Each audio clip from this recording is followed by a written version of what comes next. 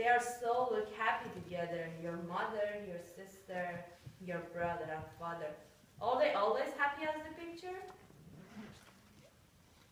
Yes, most of the time.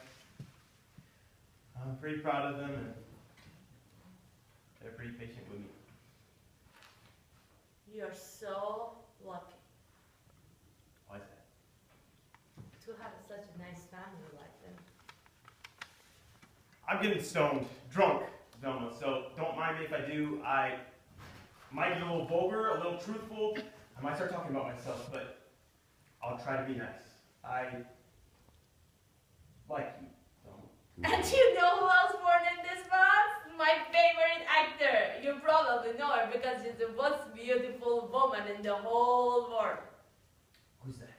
Elizabeth Taylor, what do you think of that? Liz, huh? Marvelous. We're in great company, aren't we, Velma? I know you like to hear it.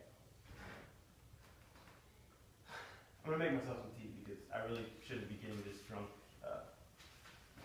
I'm a bad host, aren't I? I don't think so at all. Thank you. You're beautiful. I don't know what to say. Can't say anything. Just keep me company, that's all.